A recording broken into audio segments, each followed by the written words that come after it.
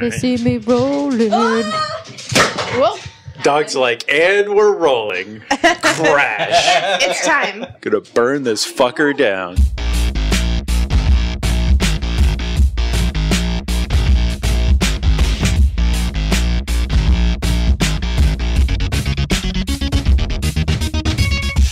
Welcome to another episode of Let's Rewatch, the show where we like to watch movies we loved in our youth and see if they're actually still any good. I'm Nick. I'm Bret. I'm Sam. And I'm Ash.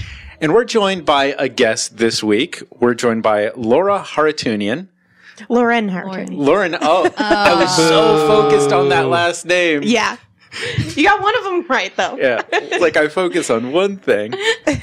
So, Lauren, you are a cinematographer with Rocket Jump. Mm-hmm. I don't know if I should say the or a cinematographer. You probably have a pretty big crew over there. One of the main cinematographers. We work with John Salmon a lot as well. He did all of VGHS, and he's great. Okay, awesome. Video Game High School. Yeah. Yeah, we're fans. Ash is a super duper fan of Rocket Jump. Oh, just call me out. Just call me out. I think it's pretty accurate. It is. It is. Don't be ashamed. Now, you guys do a ton of just really what feels like very, very high quality productions. We try. Yeah. Online. And I would say, in my opinion, Rocket Jump has stepped up the internet game significantly. Oh. Yeah. I mean, even just with Video Game High School, I think because of the content that you guys make, people take video, or like online video, more seriously. Because it's like, good. It can be at this level. Cool. Mm-hmm. Yeah. Is there a specific YouTube channel for Rocket Jump or for the different shows? It's called Rocket Jump, Nick. Well, it just occurred to me as we're talking, like, I haven't checked to see, is there like a dedicated YouTube channel? Yeah, we're kind of all over the place now. We have our main channel, Rocket Jump. We have Rocket Jump 2, which has a lot of our behind the scenes. Okay. We have Rocket Jump Film School, which I created. And then we have 2 shows on Hulu right now. Mm-hmm. Oh, that's right. You were telling me about that, Ash. Yeah, Rocket Jump, the show, and then it's Dimension 404. Mm-hmm. That's our new sci-fi anthology. Work on that one? No, I did not. Oh, okay. I've been meaning to ask you because I was curious. Yeah. But what you have put a lot of work into, and I want to hear you talk about the film school, Rocket Jump Film School. Yeah, that started in 2015, and I had been wanting to do just cinematography tutorials just because there's not a lot of women teaching cinematography. I wanted to put something out there that had a woman behind the camera talking about this stuff. And I pitched it at Freddie, and he was like, well, why don't we just do everything? Rocket Jump does everything. So let's just teach everything. And I was like, okay. So I created a pitched it to Freddie and Matt and all the guys, and they allowed me to create it with, our producer, Cherish Chen, and our editor / video director, Joey Skoma. And it's just kind of like the 3 of us. And we're trying to make film education accessible and easy to understand and really fun. Cause when I was doing research for video tutorials, I wanted to claw my eyes out because it was just a lot of monotone talking, very long 20 to 30 minute videos. And I was like, there's got to be a better way to do this. Yeah, I found, especially on YouTube, there's a lot of garbage and a lot of really great stuff. Mm-hmm. And sometimes it's hard to sift through and find the good stuff. Yeah. And the interesting thing I found is that you may know film really well, but teaching is its own skill. Yeah. And one of the things I was able to bring to it is I taught film for a couple years. Actually, I was teaching at Colorado Film School, and I also taught at a nonprofit called the Binning Family Foundation, which worked with alternative learning youth and summer programs and that stuff. So I learned how to translate film into teenager, and into normal the human speak. Yeah. It's what does that actually mean though? So that's what I was kind of able to bring to it. I was able to translate. And again, accessibility is my big thing. I was like, I want to make this less scary. I want to make it less intimidating. I want people to see themselves behind the camera, which is a big reason why I was like, we need to show women teaching and filming and doing all of that stuff. So, that's it's my baby. It's a jam. That's awesome. Yeah. Thanks. And as people are listening to this, they may be wondering, who is this for? Is this for people shooting with a RED camera? Is this people shooting with, a cheap DSLR? Is it focused towards any level of production or equipment? It's mostly focused on, so our big thing is you can make a movie no matter what you have on hand. You can make a movie with your iPhone. You can make a movie on a RED camera. But you shouldn't be afraid to try something because you don't have the equipment. So we focus mostly on story and how the tech side of it supports the story side of it. So it's less about what camera do I choose and more why would I choose this camera? What am I trying to do with it? What am I doing with my story? So it's more about the how and why rather than the what. We don't want people just like, this is how we did it, so you can do it exactly this way. It's more like, I want to empower filmmakers to know why we're making certain decisions and what choices they have, and learn how to make their own creative decisions. So it's very storytelling basics that kind of get glossed over on most tutorials. Equipment agnostic. Yeah. It's like, if you know how to light something for what you want for your camera, whatever camera you're using, you're going to know how to light. So whether it's an iPhone or a RED camera, it doesn't matter if your lighting looks like a glamour shot and you're shooting like a dark, scary scene, like there's the disconnect there. It doesn't matter what, your camera's not going to make that look good. Yeah, definitely. Awesome. And I mean, when I went to the one that you guys had here in LA, I'm sure you've had multiple, but the one I went to was with Brian Forrest was there because he's a friend of mine. Yeah, we did some panels at Los Angeles Public Library. Yeah, and you guys had the costume person from Video Game High School. I don't remember her name. Lane McGovern. Right, yeah. And she was great because she was talking about how to tell story through the costumes and to not have boring costumes. And she was giving tips about like going to thrift stores and stuff like that. So yeah, I think they're very like low budget. You're very low budget conscious. Yeah. All the decisions you make creatively are made easier by expensive equipment. But if you know what decisions you have to make, you can do the same thing with a smaller budget. It's like everything we want to teach applies to all levels, unless it's a very specific software thing or whatever, but we try to avoid that. So you mentioned the panels at the LA Public Library, but the content is really distributed on the web. This is not an in-person classroom thing. This is all on YouTube. It's all free. We haven't enabled ads. We just want people to get what they want and get out. That's awesome. That's exciting. Cool. So, yeah, I think that you will bring quite a bit of expertise to talking about our movie today. That's exciting. And so, of course, our movie today is that Spielberg classic, which we have to decide on right now. Twilight's on the movie. I thought we'd play a little game here and kind of figure out, because Lauren, when you were talking to us, you said you wanted to watch a Spielberg movie. And you said literally any Spielberg movie. Well, they took you seriously. Oh no. And now that table is open. So we're actually going to decide this right now. So why Spielberg? Would you say Spielberg is a huge influence?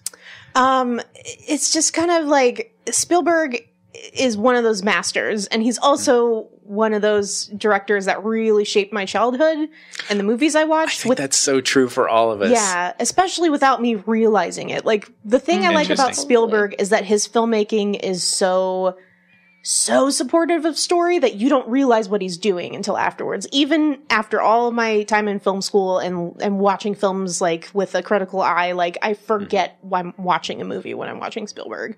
And that's major. Like for anybody who has made films, you know, like anybody else, listeners out there, if you're a filmmaker, you know that you go to see a movie and a lot of times a lot of stuff is ruined for you just because, especially when you know story structure so well, you're like, well, that person dies in 5 minutes, you know, or whatever. And to be able to actually, like I just recently saw, and I won't say too much because I know Nick hasn't seen it yet, but I just recently saw Baby Driver, and it was that experience for me where it's like, you know, I'm not looking at it with a critical eye. I was just able to enjoy the brilliance of the movie. After we got out of that movie last night, I told Bret I literally became self-aware during that movie with my fingernails in my mouth. And I was like, that's what they mean by no biting. We called that Judgment Day, the day that Sam became self-aware.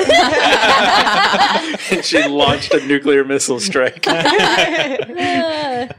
Thanks, Edgar Wright. Yeah, I think we would all agree Spielberg is our childhood. And I think Stranger Things is, really illustrates. Love letter to him. Yeah. It makes it clear how important Steven Spielberg and Stephen King were to our childhoods. And I think that's part of the magic of why we all love and talk about Stranger Things all the time. But yeah, I think, the phrase literally any Steven Spielberg movie is completely appropriate for this show. Yeah. So I thought what might be fun, I think we've all got Spielberg's IMDb list open. Oh, I don't. Hold on. Well, you should. Sorry. And I think we should not choose anything newer than 15 years old. So anything from 2002 or earlier, I think is fair game. I feel like this is going to be hard. I'm just going to be honest. Well, I think what we should do is each of you should try and make a case for which movie you want to do. And then Lauren makes the ultimate decision. Oh. And I want to give no pressure, Lauren. And I want to give everybody an opportunity to do. Wait, does it have to be a movie he directed? Yes, wrote? go to the director list. Okay. Yeah, we're not going to do Back to the Future. He's producer on that. We have already done Hook. We have already done Hook. Hook was good. And if there's anything on here that anybody wants to instantly veto, I'm gonna say Jurassic Park and Saving Private Ryan, only because I know they're good.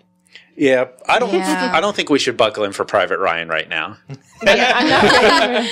It's my day just drastically changed as I watch. Ooh, gosh, there are so many. Can we read some of them out just so the listeners? Sure, yeah. So there's E.T., Raiders of the Lost Ark, Jaws. For those of you who don't know Steven Spielberg. Yeah. Okay, all right. Well, some of the lesser remembered ones, like Catch Me If You Can, Minority Report. Yeah, like, I totally Amistad forgot. is his. And people don't think about that. Oh, Empire of the Sun is so good too. Okay, I have mine. I'm not going to straight up veto this, but I would suggest we lean away from Close Encounters because the group of us watched that very recently. We did. Yeah. Which it was phenomenal. It was great. For me, I remember people had differing opinions. Do you want to make a case for it? No. I don't. I think it's too fresh in my mind for me to watch again. Well, But- if I can come out of the gate, because I was thinking about this because I right. put the plan together. You start us. I want to make a case for E.T. Okay. E.T. is, it was 1982. I would have been 4 years old. I think it was 82. Yeah. I was the age to first start understanding what movies are, what storytelling was. And I've talked about this a lot in this podcast. That's the movie, one of the core movies that was told from the child's perspective. I'll always remember Peter Coyote's character for most of the movie. You only see his keychain on his belt because that's what the kids would see. And it's so that told from the child's perspective, and it's just a beautiful movie. And I think Ash hasn't seen E.T. No, I have seen E.T. Okay. And that was actually the one I was going to choose too. Interesting. I have seen E.T. I saw E.T. when I was a child, and it's a weird one for me to pick because as a child, it frightened me. I was like afraid of the scene with the men in the suits, the white suits, and they came in. I remember that I was like Sam. I was horrified of aliens as a child. But I have not seen it since then. So I'm very interested because I know it's this iconic film that it's really shaped so many people. I would personally like to see it again.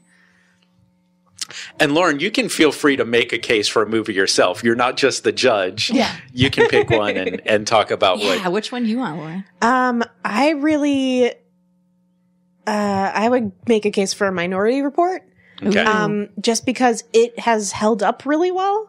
And I love, same with E.T., I love Spielberg and science fiction together as a package. It might be eerily relevant today, too. I have not seen it. Oh, you haven't seen it? Oh, that would be interesting then. Well, I was just reading about it recently, which is why it's in my mind about how that movie, the reason it holds up is because it's not about the gadgets and the future technology. It's about surveillance and what that means and the future crime and what does that mean? And it's like, it's more about like the thought experiment rather than the actual like sci-fi-esque stuff. Yeah. Yeah. And a young Colin Farrell. Mm-hmm. It's Colin Farrell in that movie? Yeah. What? I think that was the first time I saw changed my Colin vote. Farrell. Yeah. I changed my vote. We on this show are fans of Colin Farrell's eyebrows. Hollywood's power eyebrows. Okay. Minority Report. That's a good one. Bret? Yeah, I was thinking about that one too. But just above it on the list here is Catch Me If You Can. Oh, I know. That one's so good. Is that not too new? I also have not seen that. It's 15. What? Okay. 2002. 2002. Okay. Wow. And I really have a much more simplistic pitch for this one, which is that it just sounds fun. I think that's true. It was a different angle for Spielberg, I think. It's not so heavy. It's very light. Yeah, it doesn't have unexpected aliens. That movie was a movie that when I went to film school, they showed us scenes from for learning. And there's a scene in that movie. In School for Learning. In School for Learning. Thanks. I sentence good. There for the right reason. But there's a specific scene in that movie where they cross the line, but Spielberg does it in a motivated, amazing way that I just remember very distinctly watching that scene in class. So. Talk about crossing the line. Okay, so for those From a cinematographer, that's one of those rules. and it's a rule that I have met directors and cinematographers that don't necessarily understand it. I don't know if you have too, Lauren, but Yeah, it's really hard. It's hard to describe because it's one of those things that looks right or doesn't look right. Yes, yeah. And the best way I've seen it described is if you have two characters talking to each other, you draw a line through them. And so there's a line.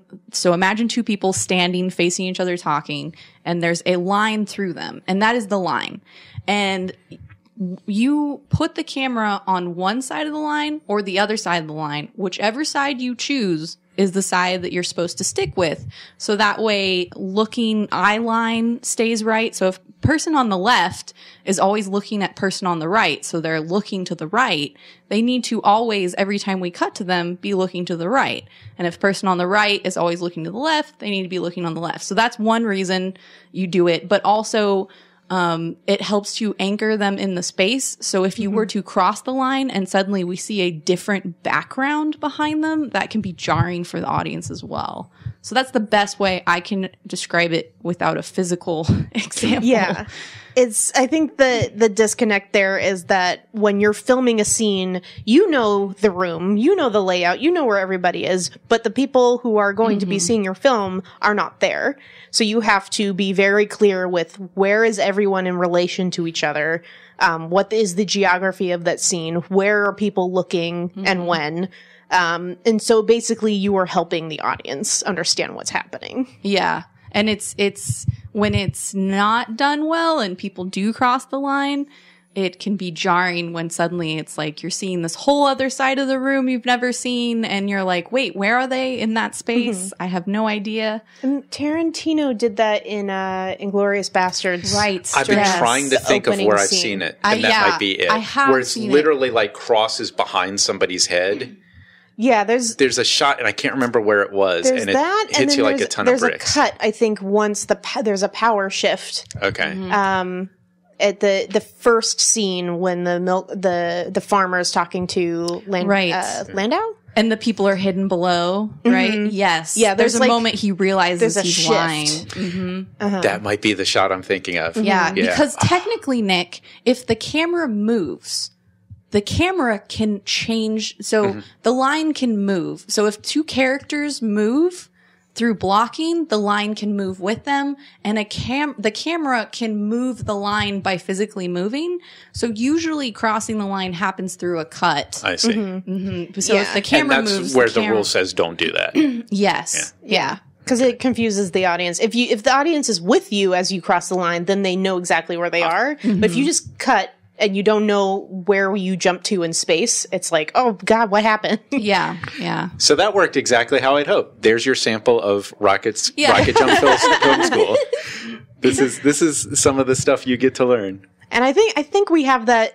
We talk about the 180-degree line in one of our videos, and I'm doing a terrible job because I can't remember which one, but it's one of our editing videos that Joey So made. you call it the 180-degree line? That's the real name. Yeah. Yeah, but you can call it crossing the line. Yeah. But a lot of people are like, what line? Yeah. What are you talking about? Yes, I worked with a director once, and it was reality TV, and it's happens so much in reality TV. The more line chaotic. because you're also like, I'm taking a shot because I was the editor on the show. I'm maybe taking a shot that was shot 2 days ago, you know, and putting it in a scene that was shot 2 days ago. You're doing that bullshit thing of making a story that didn't actually happen in that moment. Yes, Nick. All reality TV is fake. But we'll look up that video and we'll tweet it. Oh, great. Yeah. Yeah. If I remember which one it is, I'll send it to you. Okay. We made a lot of them. Yeah. I'm sure I can search for it.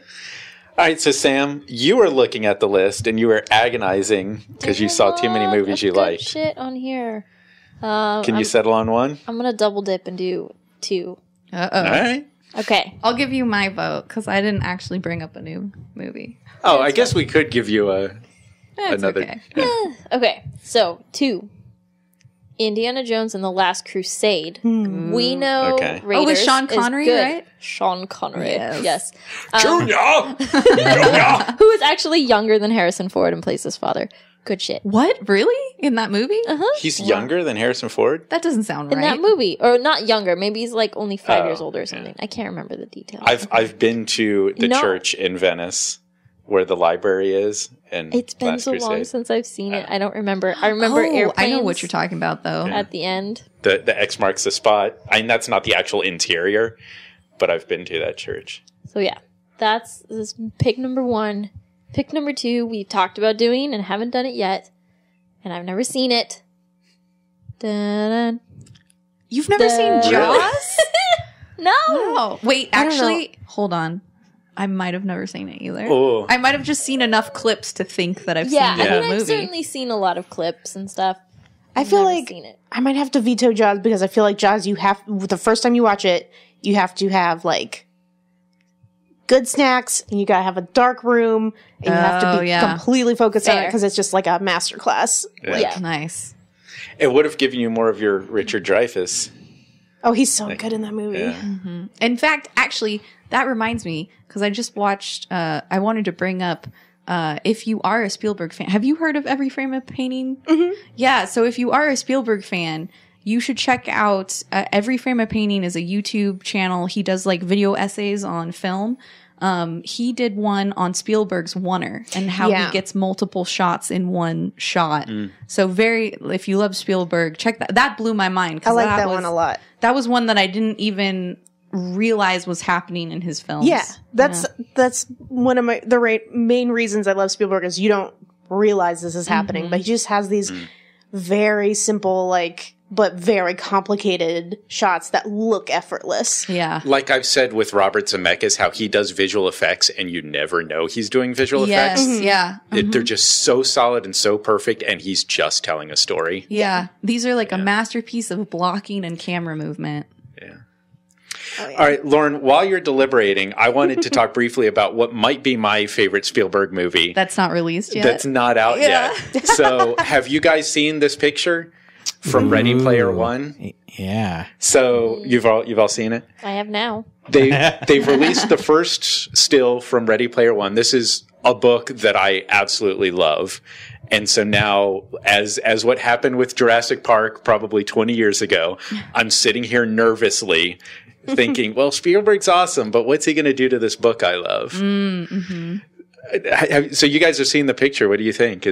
Have you read the book, Lauren? I actually haven't read that. Oh, it's really good. Highly recommend. I saw the picture, and first off, my boyfriend Bryce showed me the picture, and he didn't tell me what it was from. He was just like, check this out. Oh. And it I like looks so perfectly 80s that Yeah. I was like, are they like redoing Back to the Future or something? It like took me a few seconds to like notice the it VR looks like a mask. Spielberg shot. The Yes, way it's exactly. backlit, It's that so- floodlight behind him. It perfectly looks like, you know, a classic Spielberg film. So I just instantly was like, are they redoing an old Spielberg? Oh, wait. It also looks exactly like what I thought it looked like in the book. Oh, really? Very small, very light VR goggles, the haptic gloves, his cluttered little trailer that he lives in during the day. Yeah. It's a awesome book.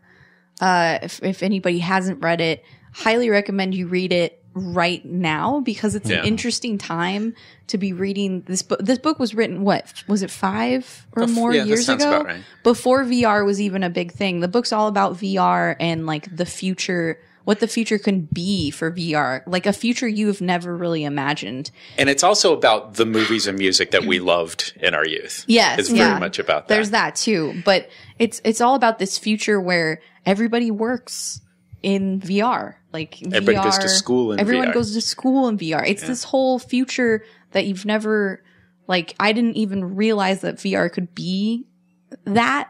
And it's interesting to read it now at the beginning of VR, like blossoming into what it could be. And another fun trivia fact is the people who work at Oculus that make the Oculus Rift. Is the company called Oculus? Or is the product's just called Oculus? Well, Google bought them, but I Oh. think originally it was just called Oculus. So- no, not Google, Facebook bought them. Every time someone's hired there, they're given a copy of this book because this book inspired them to make the Oculus. And in Ernest Cline's second book, Armada, he literally says Oculus. Like the kit does he? everybody uses, he just says Oculus. He's like, you know what? I'll give it to you guys. Yeah.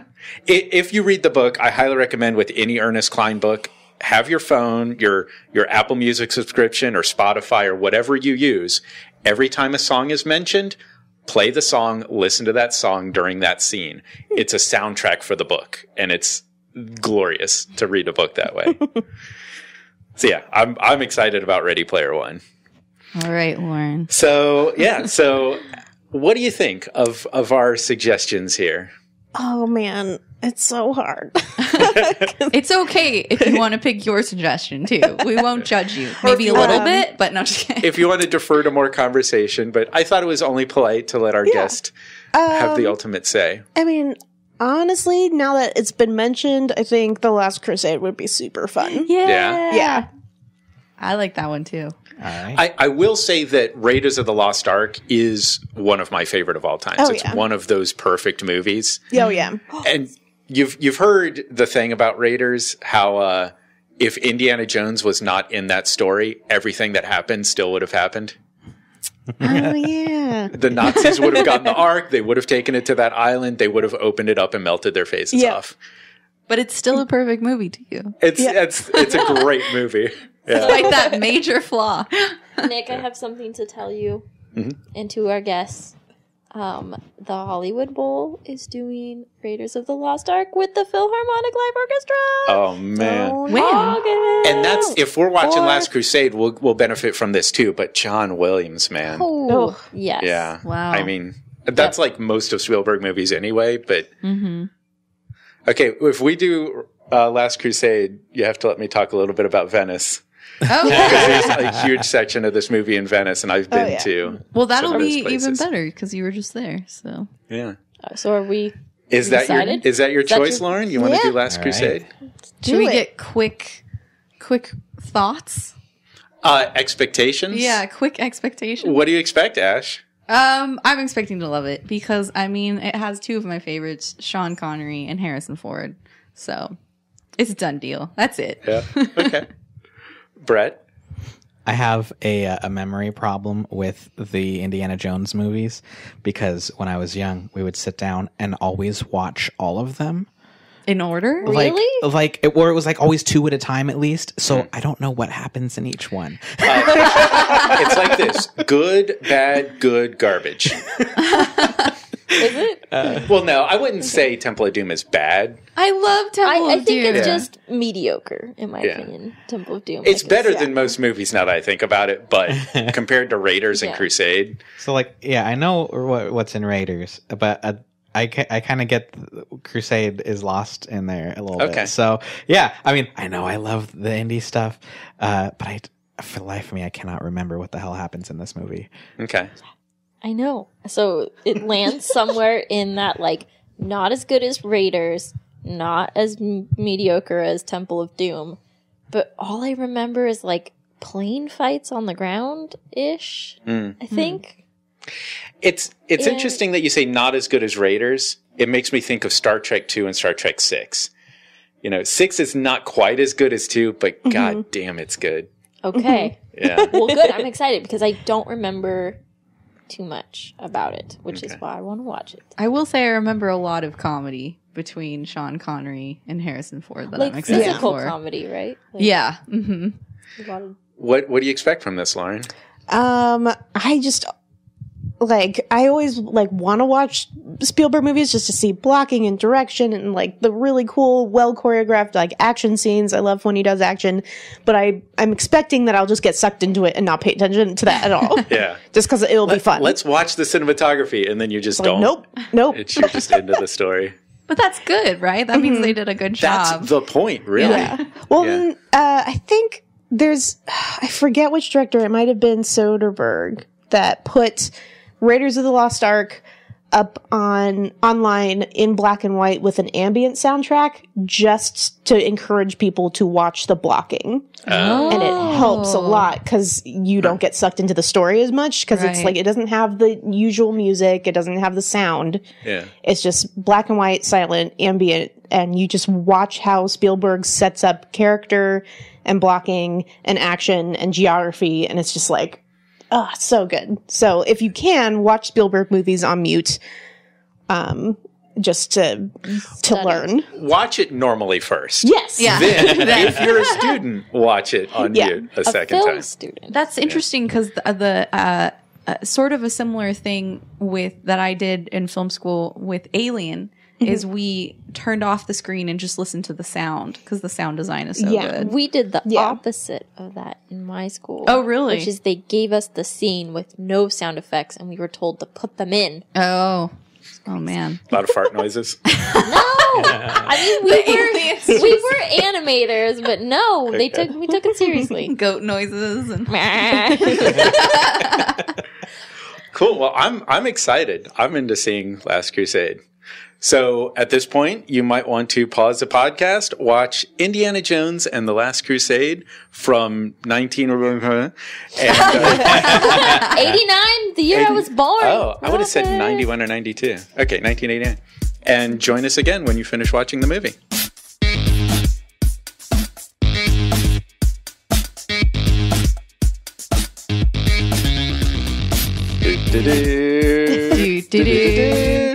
Dun, dun, dun, dun, dun, dun, dun, dun, dun. That's pretty tight right there. Yeah. I feel like you were doing it in rounds. Yeah. It's like the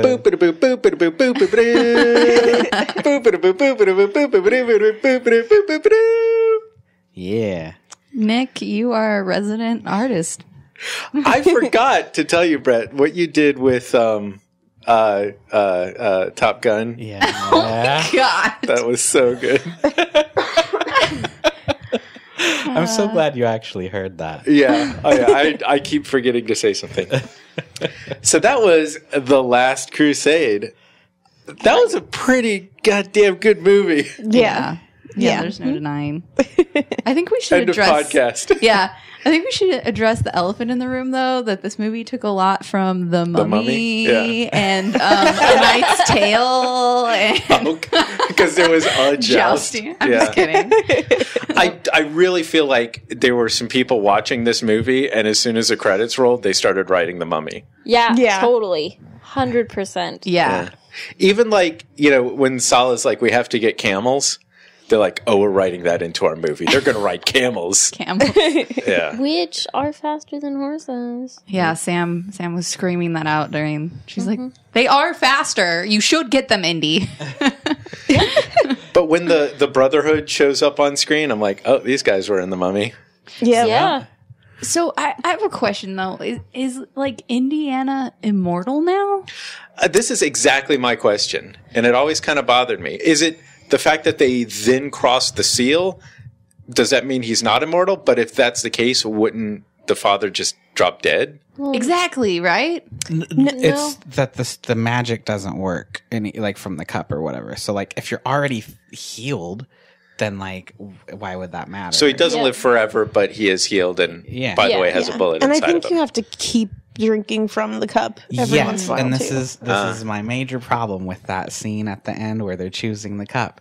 Is they're like, which cup is the one that's the right cup? And it's like, well, maybe it's the one that looks like it's been drunk out of for 700 years without being clean. Yeah. Like, I mean, that guy kept a pretty tight ship. He probably washed all those glasses. that cup Probably. looked gnarly. If you had 700 years in one room and like one book, you fucking washed the shit out of those chalices. Because I was just gonna circle back to the idea of like Indy being immortal. That would explain how he survived that fridge scene in the newest Indiana Jones movie. Maybe it finally makes it make sense. So he's actually splattered inside of that fridge, and then He's just the power immortal. He of the can't Grail die. reformed him. Yeah. The power of Christ propelled him. Wow. Lauren does not approve. Are you saying that the person who shot the nuke was Christ? Because that's a little blasphemous.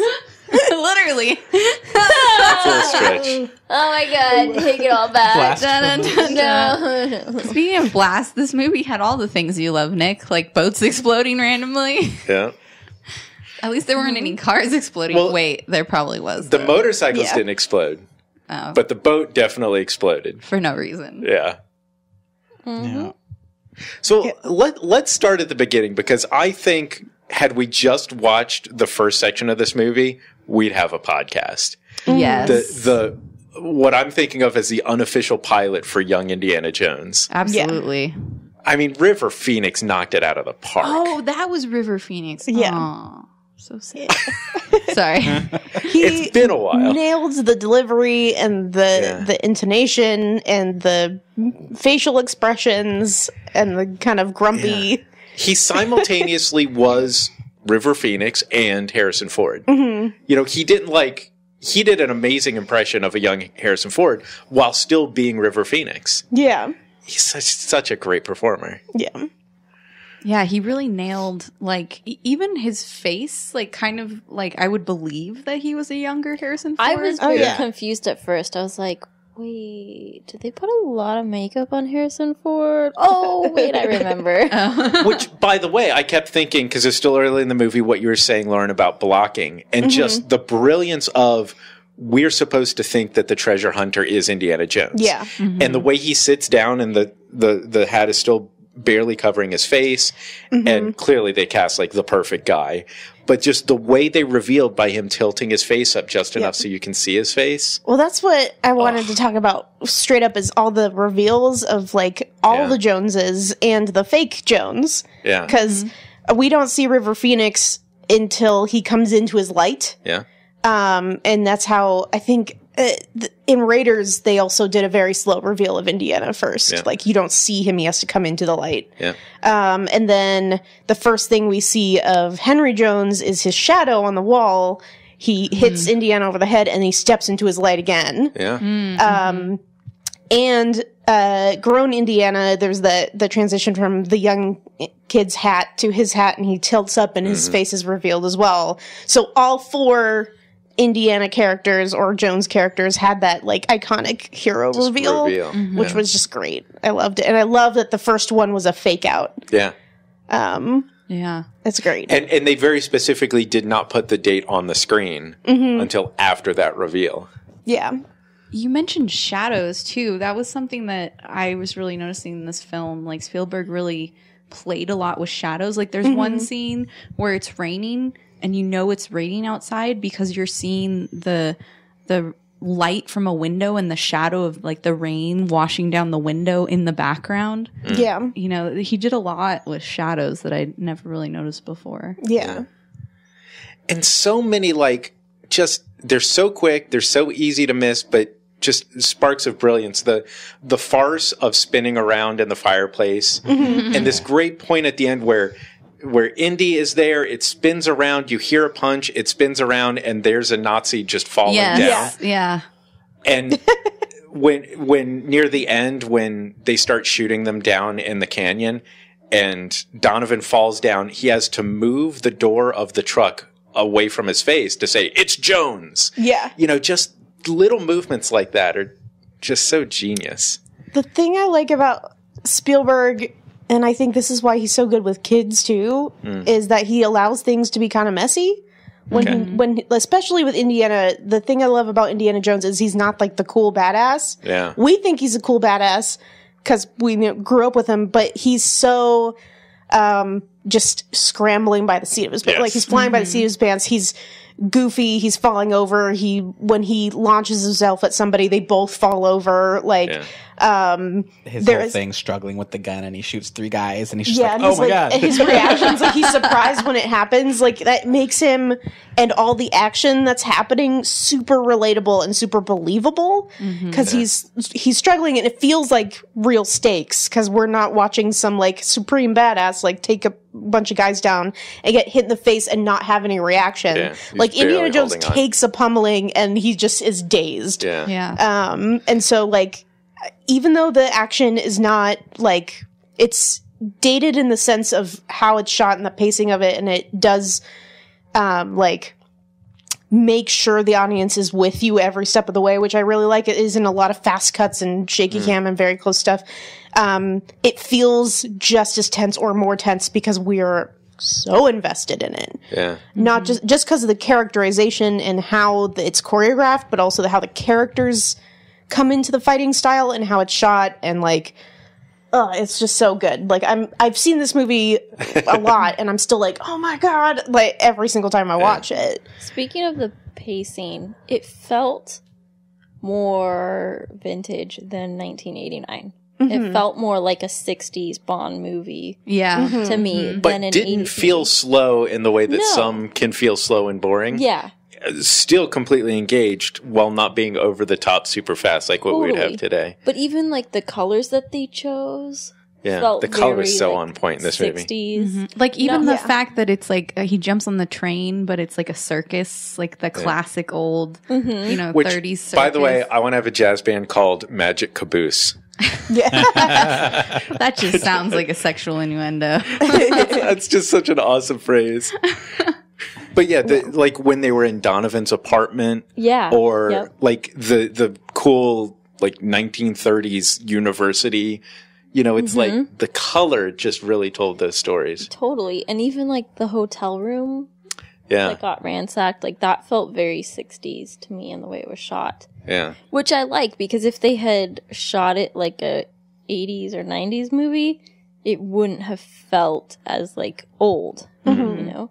You said something about, to circle back to what you were talking about, the fighting style of Indiana. It kind of reminds me of the fighting style of Jackie Chan, where like, again, he's like this, he is a badass and we think he's a badass, but he's also kind of like just scrambling and using whatever he has, which creates the humor in his fighting style. And reacting. I think it's the reactions that really like sell it. It's just like they're surprised when something actually works. Yeah. Not like, I meant to do that. It was just kind of like, whoa.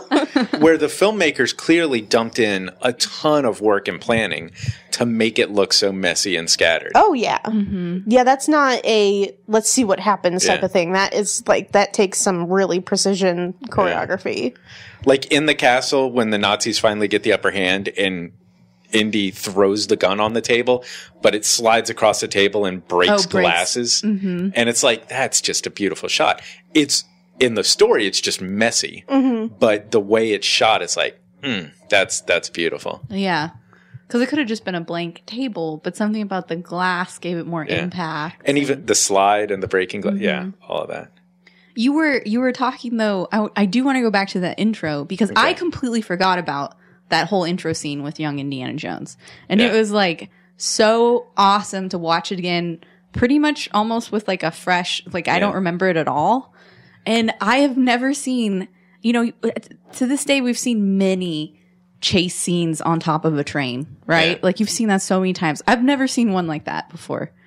Yeah, it was I keep thinking about where he grabs whatever that arm is that swings around. Oh, yeah. And he comes back down, and boom, there's the treasure hunter right in his face. Yeah, like every step of the way, Yeah. Spielberg, and not just in that, like throughout the whole movie, every step of the way, Spielberg found a way to up the stakes to a point that I just would have never, like he slides into the train and there's freaking alligators under him. Like never would have thought of that, you know, myself. Just boxes of snakes. Yeah, like never would have come to me. But that's the thing, and I kind of have a problem with it, and I'm curious what you guys think, that it did fall very quickly into the prequel problem. You know, it's like, okay, we're going to connect all these dots. Look, that's how he has the scar on his chin. Ha-ha. Here's why he hates snakes. Ha-ha.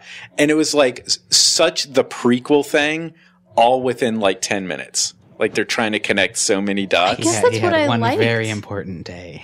Yeah, this is what defines him. He got his hat, he got his whip, he got his scar, he got his fear of snakes. Oh yeah, Like- I guess I can see your point there. Yeah. But in like movie world though, Yeah. it was pretty, in my opinion, pretty well done because like it could have been, it didn't feel contrived to me. Like it Yeah. could have been contrived, but all of it Because it was motivated. so well executed. Yeah. And it was Yeah. so fast. I think what would have pushed it into the prequel feeling type thing is if he had like a snarky comment every time something like that happened, like a Yeah. little one-liner, Just a that would have little like too self-aware. ruined it. Yeah. Yeah.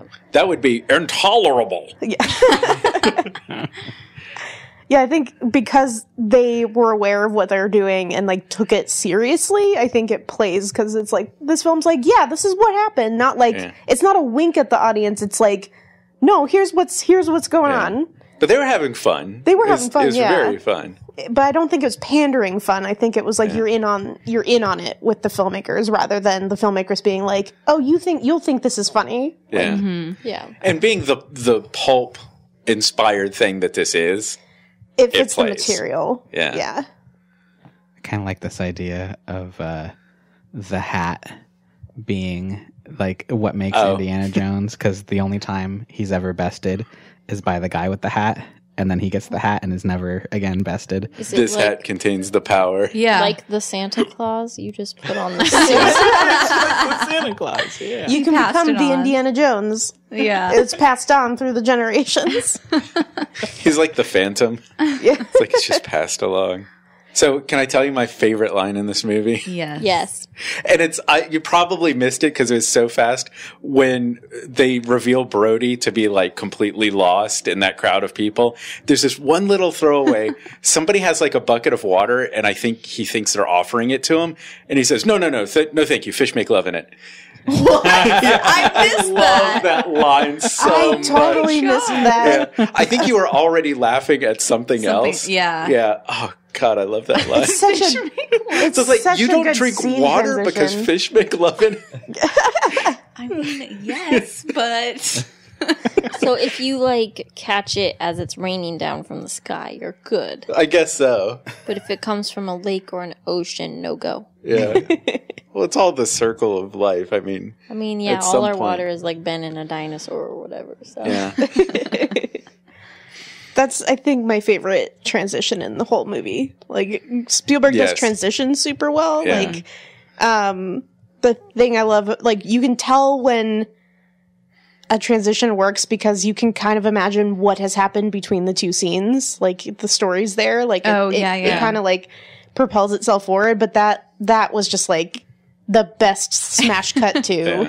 Yeah. Do you think it helps that we've seen in Raiders of the Lost Ark the travel to the Middle East and find Sala, and you know we've kind of seen the path that Brody took that we didn't see in this movie. We saw Indy take in Raiders. So as soon as we saw him in the middle of a crowd in Cairo or wherever it is, we knew the story leading up to that. I don't know. Maybe I'm So I making. think it could play either way because Yeah. you have an extra appreciation for it, but Spielberg's really good about making sure you know where Yeah. you are, even if you haven't seen the other ones before. Yeah, he speaks 12 languages. He's got a 2-day head start. He'll disappear. He'll fit in. I love like the bumbling old man character, and what I love is that you get two of those characters Yeah. in this movie, and them like together is kind of great too. Yeah. Yeah, I think Brody is a jewel in this movie. We didn't get enough of him in Raiders, but in this, he's fantastic. What was that handshake on the tank? I don't think that we're supposed to understand it. It's just their secret college nerd secret. song. Or, The old man's club. Yeah, I love that they're like the two most nerdy, geeky old men. You know, they're like stopping in the middle. They're captured by Nazis in a Nazi tank, but they're gonna take the moment to do like a college like handshake type thing or whatever it is. Did you see into your future with you and Bret Yeah, right. as old people? What I loved about that was like both of them are so out of place in Indy's world, but they also add that extra like Indy's life is ridiculous. Like it's like seeing that like him deal with all these crazy things and be super into it and know what he's doing. And these two are just like, what is happening? Yeah. Like, look what you did. I can't believe what you did. those were the best reactions from Sean Connery. Yeah. That whole sidecar thing. Yeah, Like- putting Sean Connery in a sidecar is brilliant. He's so unhappy Indy's about blowing it. people up, and he's like, yeah. And then Sean's just like, nah. And he's like winding up his pocket watch. That Disapproving. reminds me of, you just reminded me of my favorite line in the movie is when he's like, they're shooting at us. And Harrison's like, I know, Dad. And he's like, it's just a new experience for me. Happens to me all the time. It just kind of shows just how ridiculous his whole world is. It's great. I liked the pen is mightier than the sword, and then he just casually goes and blows up a car. Like, no, it's not. Yeah, they kind of came around to killing Nazis pretty quick. Yeah, it did not take long. Just to bring the conversation back to what we were talking about in the beginning with the Spielberg oneers, I know there was one in particular I really noticed, and that was when he gets off the boat in Venice, and like it's a wide shot. He gets off the boat. He steps into a close shot, a close up. There's a lot of that of Indy stepping into a close up. And then he turns around and we get like a nice medium. And then it pans to a shot of the girl. I can't remember her name. Ilsa. Dr. Nazi woman. Fraulein. Fraulein. Ilsa Schneider. But it was cool to like watch this film looking for them, for the oneers. Yeah. So- It's I think what makes those oneers work with Spielberg, and I think that essay, Every Frame of Painting touched on this, is that they are different shots. You just don't cut between them. So it's like you have a wide shot and then they step into an over the shoulder and they step into the medium and they step in. So the blocking itself, you could just do those in separate shots, but they've woven them together so you don't notice it. It feels like separate shots. Well, You would that's define a oneer as a long shot that plays without cuts. An unusually long shot. It's a long shot that due to blocking and or camera movement is actually multiple. So it's a close up, it's a wide, it's a medium, you know. without ever cutting. Without ever cutting. Another example is when they're trying to escape the castle and they run down to where the boats are and it's a wide shot and Yeah, that Indy does all play out. looks at, the boats and then he steps towards the camera. The camera stays stationary, but he steps towards the camera into a close up and then he steps back into another wide shot. So somebody pulling focus that whole time Yes. when he steps into the camera. That's why Oh, yeah. first ACs are paid a lot of money, probably. Probably? I don't know, Lauren. Good ones. Okay, good. Good one. well, it's a really cool way to film a movie because as a viewer, you feel very grounded and then you pay more attention to it, like you were saying. Yeah. I feel like there's a tendency now to do a lot of quick cuts, a lot of moving the camera for non-story related reasons. Yeah. And then they're just confusing. Yeah. And it makes all the action believable. Yeah. Because Yeah. you're watching all of it happen instead of like cutting to a different pose or And again, that's very much like Jackie Chan style too, because Jackie Chan likes to have all the action in a wide shot so that you see everything Yeah. and it feels more like you're there. Yeah, when you're in closer shots and you're cutting a lot and you're moving the camera, it's usually to hide things. You're hiding a stunt person. You're hiding a hit Pulling a hit. that Which they doesn't did look really quite good right. in this movie, hiding stunt people. Yeah, Really yeah. good. Yep. but like when you allow the camera to just settle and you see everything, that's when you feel grounded. Like the audience is like, oh, this is happening. Like I'm seeing this unfold. It feels realistic because it doesn't feel like something is being hidden from you. And I think the best version of that ever was the beginning of Boogie Nights. That is the oneer to just king oneer of all time. I like and this is kind of going off of to another filmmaker, but Emmanuel Lubezki is really known for his like single takes with just almost like Children of Men and Gravity. Oh, yeah. But I was watching his older stuff, and he You're has talking done about that, the cinematographer. Cinematographer, yeah. He's done that with different directors before, but they're a lot simpler. They're more like the Spielberg one. Like one of my favorite ones is The Birdcage, where I love The Birdcage. Nathan Lane and Robin Williams are just talking in the kitchen, and I didn't notice it the first time around, but it's just one static like medium to wide shot, and it just lets the actors go and doesn't get in the way, and the performances really sing. And that's what I noticed here as well, is like the comedy sells if you just take the camera if you just take the camera out of it and let like the actors do their magic, do whatever they want. It's like less is more. But that one you're talking about from Children of Men in the battle scene, that's a completely different type of brilliant. Yeah. Like, I don't even understand how that's possible. Well, that they got the all only that. reason it worked is because no one heard Alfonso Cuarón yell "cut." Oh, Because really? it was the last time they did it, and they were running out of budget, and they couldn't, like, this was the last go, and blood splashed on the lens, like I the fake remember blood. that. And Alfonso was like, "cut," but an explosion went off at the wrong time, and no one heard him, so they kept going. And they finished the scene, and Emmanuel Lubezki was like, "Oh my God, that was amazing." Alfonso was like, "What are you talking about?" And Emmanuel was like, "Oh my God, you're crazy. That was like it. That was the perfect It's thing." worth that little blood splatter. Yeah. I remember the blood splatter, but it felt, sure, fake blood hit the camera, but in the story, blood was flying. So, yeah. So that tangent, but like that was incredible. And going back to, you just mentioned the comedy. I feel like, and Sam, you mentioned the physical comedy before we saw the movie. And I think that really helps the physical comedy play too. Yeah. Just really like almost, Buster Keaton, Charlie Chaplin-esque physical comedy going on for sure. Yeah. Especially when who knew Sean Connery, but I know, man, he was crushing that. I would love to see him in more roles like that. Yeah. That's hilarious. There's a great shot where he's like I think it was the gunner seat of the airplane, and he kind of ducked down. Yeah. So just his eyes were poking out. Or just his reaction faces, like when he shoots the tail of the airplane and he's like, looks back at Indy and like, Like, oh, you didn't see that, right? yeah. Yeah, we've been hit. Yeah. So if you go to Venice, and there's the bridge that connects Campo Santa Margherita with Campo San Barnaba. You walk across that bridge, you will see exactly that boat with the green canopy selling vegetables. Oh, wow. It is exactly the same boat that's still there. You walk past it, you see the old church of Campo San Barnaba, which is the library in this movie.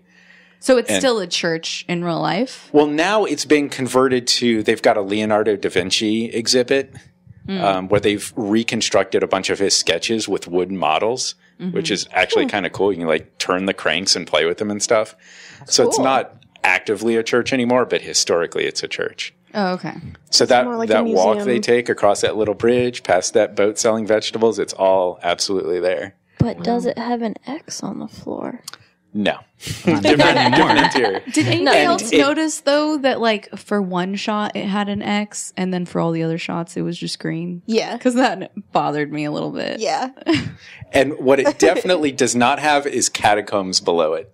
Yeah. Yeah, there's no underneath. Well, how do you know, Nick? You haven't broken through the floor.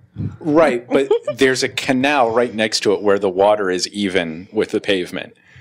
There's nothing under those buildings except I see. horrifying water.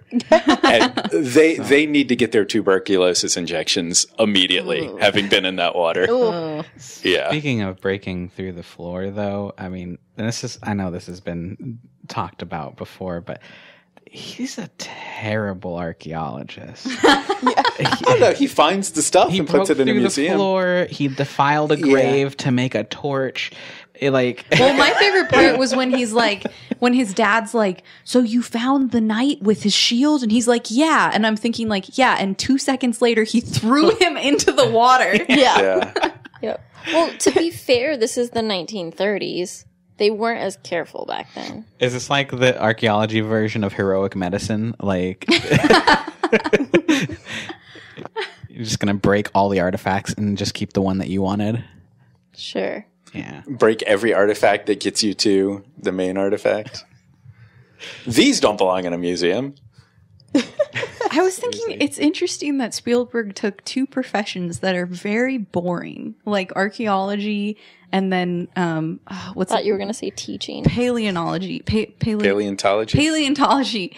And like these two professions where it would be very boring. You'd never see action. Nobody would ever be shooting at you. Yeah. And turn them into, I mean, I guess he's not responsible for writing them, but you know what I mean? He kind of, it's interesting that he took these two categories. Like imagine Spielberg making a movie about data entry or something. Yeah. It would be that was The Matrix. Oh. Right. But he didn't do that. No, but I feel like, this kind of goes back into like Spielberg kind of feeding it into our childhood. I feel like that's how like us at 10 years old would want archaeology to be. Oh, totally. It's just like, it's this big adventure and you have to go these exotic places and like, all these stories surrounding the artifacts, like the mythology. That's what's really interesting about it. So it's like when you're a kid and you think about paleontology, it's like, oh, dinosaurs. Yeah. Like, so Spielberg takes those like urges like underneath like all of us and just makes them into this fun Totally. thing. Well, you know, there's a version of these stories that would be about a treasure hunter that could be very exciting. Well, but when you make the character respectful, then it's a Kind little of a nerd. goofy. Uncharted, right? I mean, I know it's not a movie; it's a video game series. But wouldn't you say that he's a treasure hunter? Oh, certainly, yeah. That's a respectful character. well, Well, no, nah. He's more of the rapscallion type. Yeah, he's not that bad, but he's not that good. Yeah, I think that's a lot of why Indiana is like such a favorite is because his motivations seem pure. Mm-hmm. It's like he's punching and killing and stealing and doing all this stuff, but he's like, I'm preserving history. Yeah. And it's like nerdy enough that you're like, I want to preserve history too. And kill Nazis, but that one also. But if he was doing it for money, it's like, oh, I don't like this guy. But if he's Yeah. doing it for like higher reasons, it feels right. Although higher reasons, quote unquote, like Quote, unquote. this belongs in a museum, maybe in its country of origin. Like, That's true. like Hobby Lobby been fucking with the Middle East for a long time. We haven't gotten to talk about cultural appropriation with Indiana Jones yet. This dude's like, Indiana Jones, I'm rich, go steal foreign artifacts for me. He's like, yeah, all right. Like, This belongs in Marcus Brody's museum. Yeah. I want to talk a little bit about the awesome foreshadowing in this movie that I don't think I've noticed before. But like there's the painting of the knights walking on air in his dad's apartment. There's the X never marks the spot line he says, and then it does. I think there's a painting of the window in his apartment as well. Probably, yeah. And then there's the airplane shot that you pointed out, Sam, where he throws the Nazi guy out of the blimp, and then we get this unfortunate green screen shot, but a green screen shot of the Nazi guy shaking his fist at the blimp, and that's just all a foreshadowing shot to set up and let us know there's a plane underneath the blimp for them to then steal later. And so that's just like everything is perfectly set up and paid off throughout this whole movie. And even to the point where I think you could make the argument that the fact that the German girl is a Nazi, or she's not German, Austrian. Is a Nazi is set up when he first meets her, because she said, when your dad discovered this, he was as giddy as a schoolboy. And he goes, my dad's never been giddy as a schoolboy his whole life. And it's totally a line where it's like, oh, you're lying. But Indy's too like, I didn't take it that he's way. too wrapped up in her beauty that he like just passes by it. But I think you could make the argument that it's foreshadowing too. Or maybe his dad was giddy because he apparently Didn't know him. That's true. Yeah. Or also just got laid by the hot Austrian chick. Another parallel I noticed this time around that I hadn't noticed before is when you see the dual obsessions between father and son. Like, he was going for the Cross of Coronado. It lands on a ledge on this like crazy storm on a boat, and like he could have let it go at that point. Like, it's like, are you really going to like blow up this entire boat for this Cross of Coronado? He doesn't. He gets it, and he succeeds, and he finally wins. And at the end of the movie, both him and his father have to let this thing go, right? Yeah. And turn towards each other rather than away from. And so I hadn't noticed that before, but there was like the kind of parallel between. It's such both of an them. expert scene, just absolutely so good. expert, that this relationship pays off. That, you know, Sean Connery would do anything and roll over anybody to get to this goal. And also, he's been ignoring his son his entire life because of this goal. Yeah. And that makes that scene just so beautiful. Yeah. And you get the classic Spielberg father-son story that's in most of his movies. Oh, interesting. I've never made that connection before. Huh. Interesting. It's a big theme for him. Gotcha. So he has daddy issues, is what you're saying? I think so. Yeah. So I have a thought about the plants and payoffs. One thing that I really liked about this, because I noticed a few of them, is the pacing of the payoffs. Because we've seen a few other movies recently where I've just been enraged by what people think is clever writing. Yeah. And one of them is like in an otherwise good movie, The Martian, where Matt Damon's like out on Mars, and he does a good job, and then every time they cut back to Earth, it's like, here's the NASA team, and like he'll be fine as long as something bad doesn't happen. Cut to Mars, the building explodes, like you know, and it's that's not clever, and it's not enough time for us to even process that. It's heavy-handed. Yeah. But then the flip of that is there's so many movies that'll do like, oh, the characters had a conversation in the first scene, and then it pays off in the last scene of the movie, and it's too so long. far removed. Yeah. And this was like, it's just enough where it was like, oh yeah, they did say no, X never marks the spot. Ah, there it is. Like, and it actually felt like a payoff instead of just like the writers being like, one thing leads to another. I think more so, not just in like how far apart they're spaced, but like how the plants are set up. Like, it's just done really delicately, where it's not too heavy-handed, but also it doesn't get swept under the rug. Like, you don't miss it. Yeah, the X never marks the spot was a throwaway line. It was funny. And it's a good, it's a good joke. Yeah. It's just a good gag. Yeah. And I think also that they keep happening throughout the film. Like, a lot of times there's like you're talking about, there's the setup that happens in the beginning and it pays off in the end, but that's like it. And like this was like one after another, like building the tension as you went, you know? Yeah, and even little jokes like, oh, my dad was a medieval literature professor, and then quotes Charlemagne. Oh yeah. And like little things like that. Like, there's never like a throwaway line with Spielberg. He just sets and uses everything that he sets up. Yeah, and just not obvious, or not super obvious, except for the time when he does it. Obviously, it's hilarious with he knows 12 languages. Like, you'll never catch him. Boom, he's right there. You know? It's like, for a second you're believing him too. You're like, oh God, really? Like, that doesn't like. I never really thought of Brody as being such a badass, but yeah, he would be. Oh, okay. Can we also talk about how apparently Indiana Jones was the first guy to make bow ties cool? Because he looks good in that bow tie. Does he? Was that when he was teacher mode? Professor, mode. Got the red bow tie. Just saying, Matt Smith. Just saying. I really love those university scenes. You know, maybe I think part of it is because those are the scenes that you miss when you just see it on TV, and it's like, oh, this movie is on and has been on for the past 15 minutes, you know. But there's something beautiful about him being grounded and like, okay, he's paying the bills by being a teacher, and these adventures that we see happen every now and then. Happen on the summer breaks. Does he pay the bills as a teacher, or does the school fund his crazy adventure? Yeah, it did sound like when he handed over the Cross of Coronado that he expected some sort of payment. Yeah, he mentioned that. Yeah. But was that guy associated with the school? I thought he was the dude who... That was Brody. Oh, that was Brody? Okay, sorry. Yeah. Gotcha. I will say, you said the fourth Indiana Jones movie is garbage, and I'm not disagreeing with you. However, the beginning of that film again takes place at the college, and I really that beginning of that film I really liked, and then it went batshit crazy when he got in a fucking refrigerator and flew away. But but the motorcycle chase scene through the college, I loved that. I really want to see it again, and I remember there being some really bad things in that movie, but I'm just curious to check it out. I am too. How many years has it been? Not enough. Like 2000. Sometimes you say not enough. Sometimes I forget that it happened because I think I blocked it out. Yeah, as you should. As you should.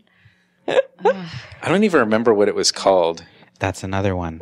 Crystal Skull. Yeah. Oh, yeah. There's an ongoing joke with the film school and our fans that Joey and Cherish kept trying to convince everyone that my favorite movie is The Crystal Skull just to make me mad. And so now they're just like, oh no, Lauren loves The Crystal Skull. So I'm sure if any of them are listening to this, they're like, oh no, that's Lauren's favorite movie. She's lying. She's lying right now. 9 years ago. Really? No. Wow. 2008. Oh, wow. Wow, really? not feel It's that long actually ago. almost qualified for this? I can't believe Oh that my 2008 was 9 years ago. Yeah. Yep. That's What is shocking. happening? I was Wow. a wee little freshman in college. Wow.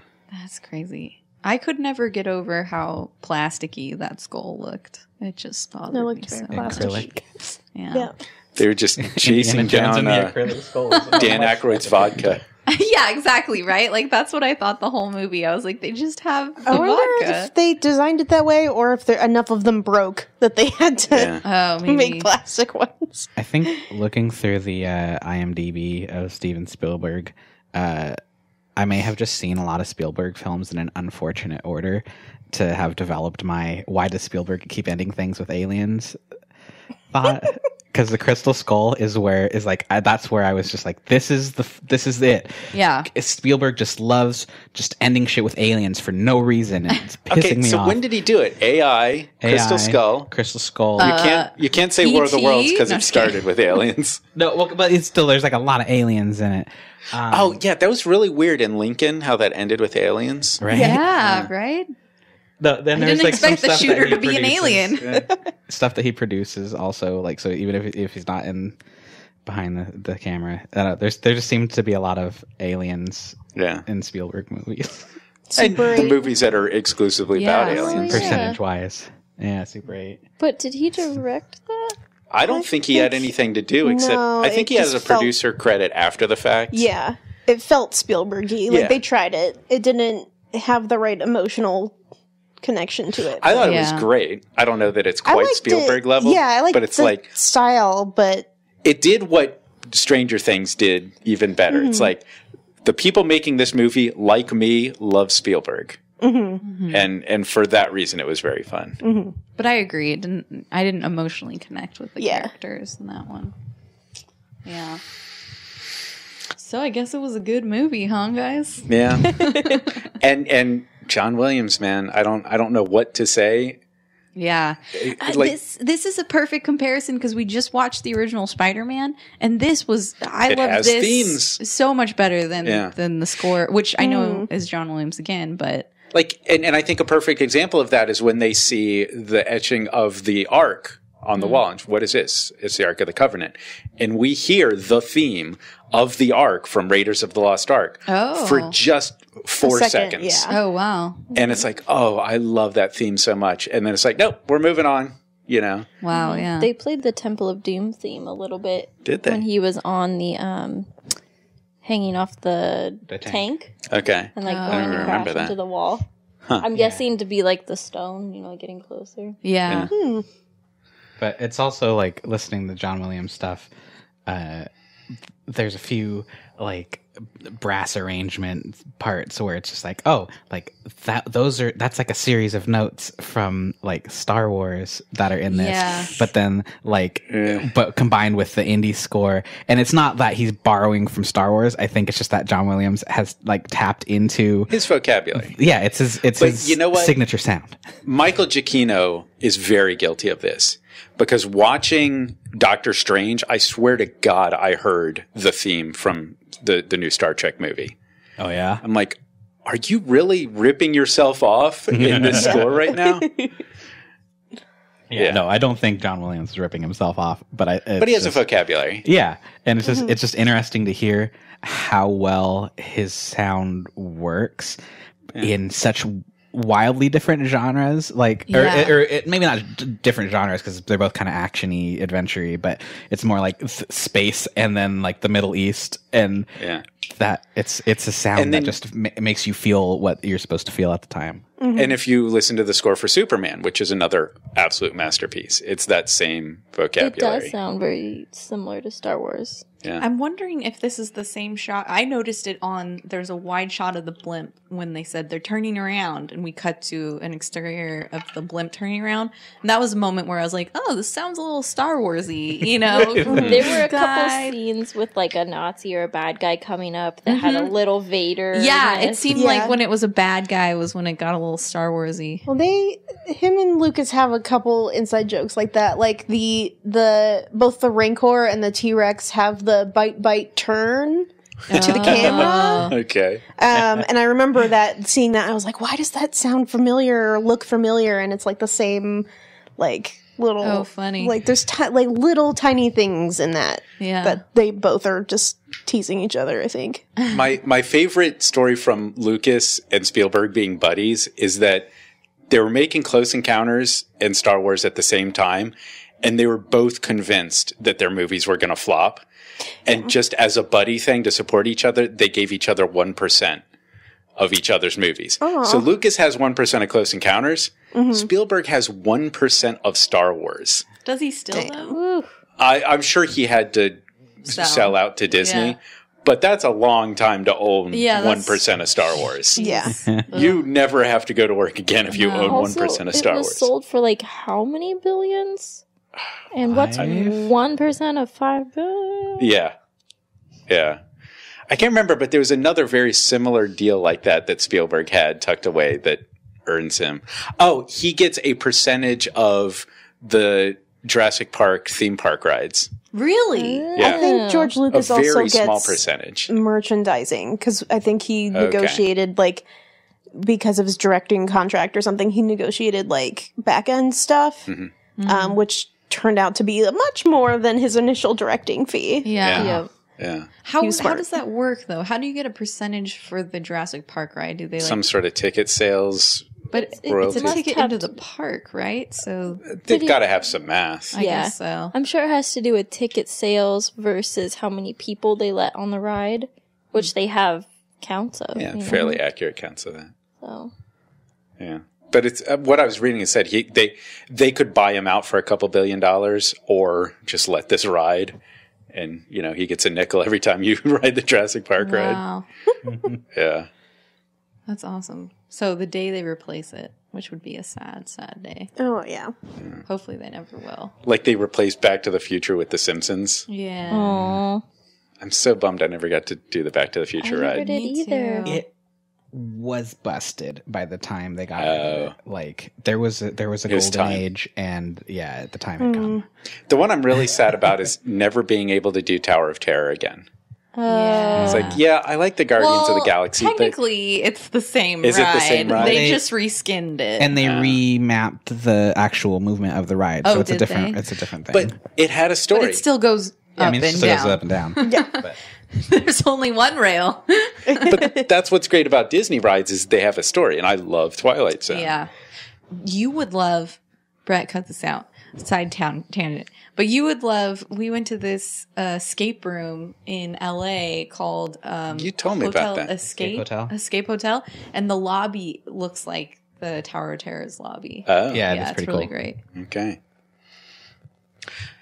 So, any regrets, you guys? I think we watched a great Spielberg movie. Do we feel like this was a good example of Spielberg? Absolutely. Oh, yeah. Yeah. It was the more fun and playful side of Spielberg, Okay. I would say. Yeah, I think when I normally think of Spielberg, I think of like Jaws or E.T. I think of like serious. Like Saving Private Ryan and Schindler's List. You don't immediately go to Jurassic Park? I should.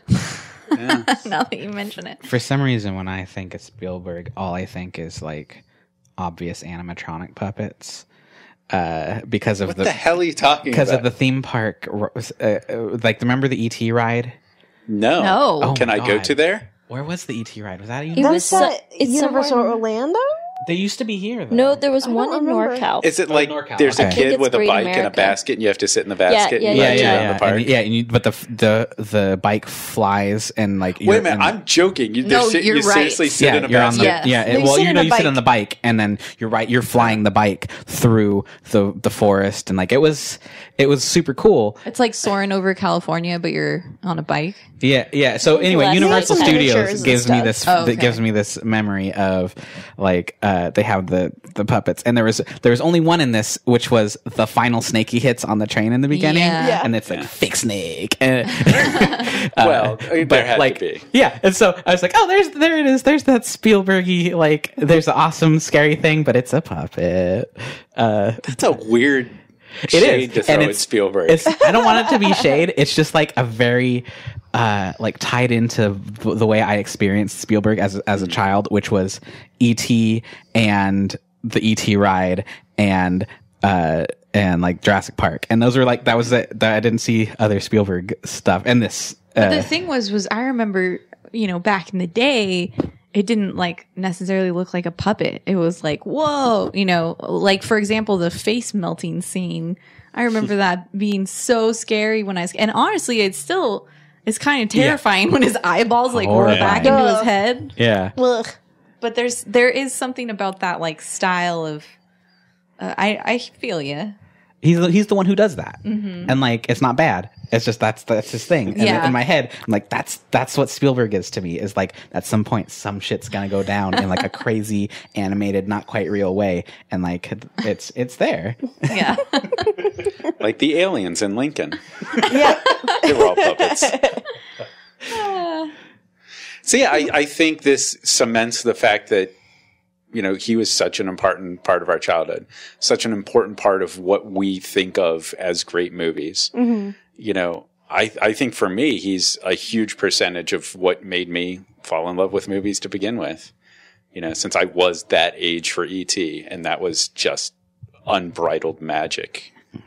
Yeah, I think when I had seen, I think after I'd seen Bridge of Spies, which I loved, Yeah. that was beautiful. Yeah. I was trying to explain the Spielberg feeling to one of my friends, and I was like, Spielberg's like the cinematic equivalent of a home cooked meal. Like you want to go out, you want to try stuff, and it's really good, and you eat at these fancy places, and some of it is shit, and some of it's not. But then you can come home, and it's just like, oh yeah, I remember why I love this. Yeah. There's just like very a nourishing. comforting vibe to it. It's like too. coming home. Yeah. Yeah. I think that's the perfect sentiment to finish off with.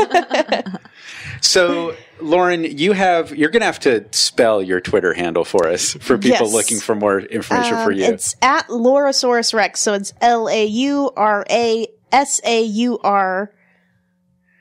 LauraSaurusRex. I had to remember like how many letters are in there. And of course, Rocket Jump Film School. That's going to Yep. be like, that's where people that's on find YouTube. you. And most Rocket Jump productions have gone through your eye. Yeah, a good chunk of them. Yeah. Yeah. Cool. Thanks so much for joining us. You've thanks given for us a having ton me. of insight. You've taught us a little bit. Oh, thanks. If you like the show, this is part of the Last Stash TV network of content. It's the podcast and a YouTube channel where we've got a cooking show and a drinking show and video game parodies and lots of fun stuff. Yes. You can find that. Did you already say the name of the... I'm sorry. I wasn't listening to you. No, I didn't. You can find us on YouTube. We're Laugh Stash TV. And I'm trying to think if anything fun is coming out soon. Probably not, because we're still doing the contest.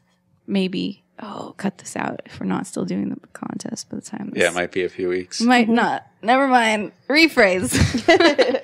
So yeah, you can find us on YouTube. We're Laugh Stash TV. And we're also on Twitter at Laugh Stash TV. Or you can follow this podcast, which is at Let's Rewatch. And we just want to say thank you to everyone tweeting at us, like James and a bat named Gordon, who said, I fucking love the analysis that Let's Rewatch gives on Chasing Amy, A+ content. So thanks so much for that. Nice. Mitchopedia, and of course Ralph, who will forever be our fan. Thank you, Ralph. Unless someday, don't leave us, Ralph. Don't leave us. And be sure to check out Twitter, either the episode immediately after this or before this, depending on how we release. The movie is determined by a Twitter poll. Yes, yeah. So we occasionally will we will post polls and you get to vote on which movie we watch. So we just did one for Police Academy 1. So that's the next one we'll be recording. And if you liked our podcast, please give us a review on iTunes or Google Play Music. Nailed it.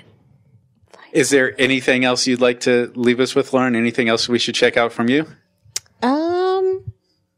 No, I don't know. You should watch all of her stuff because it's really great. Check out Rocket Jump. If you haven't watched it, if you want to see how Rocket Jump makes our shorts or how just the indie film in general works, Rocket Jump the show came out a couple years ago. On Hulu? On A year or Hulu. two. On Hulu, and it's just us being complete dorks and making movies. So if you guys are interested in behind the scenes, that's what it's about. And It's really great. I love how the show basically breaks down. The first half is a behind the scenes documentary about how they made it. And then the second half is the short. And so it's really great because then you're like super invested in the short by the time you see it. you want it to work. Yeah, exactly. Yeah. And then our newest show is also on Hulu, and it's Dimension 404. It's like a modern Twilight Zone. It's like a lot of people are describing it as Black Mirror, but you don't want to kill yourself afterwards. It's fun. It's fun and lighthearted, but still weird and twisted and sci-fi. And you guys have an episode with Patton Oswalt, right? Yeah. Oh. Yeah, his is great. He's You wonderful. probably really like, you shot at the Dome, I didn't even right? know about this. Or you didn't I personally, did, but I think so. I think they shot at the ArcLight in the Dome or something. I don't remember. Or maybe not. There's some like shots That that might look be like bullshit. Okay, all right. Well, bullshit meter. We have Patton Oswalt. We have Constance Wu, which we are really excited about. Oh, cool. I love her. We have some really cool people. Mark Hamill narrates it. Oh yeah. Yeah. And the guy from iZombie, right? He's Oh in one of them. yeah. Forget his name. I know his character name is Adam. He's in the first episode. Yeah, you'll see him. Cool. Yeah. So make sure your feed is all up to date and recommend the show to your friends. We'll be back in another 2 weeks with another episode of Let's Rewatch. Yeah, next time we're going to watch Attack of the Killer Refrigerator. The Indiana Jones story. Can't wait to see what's inside.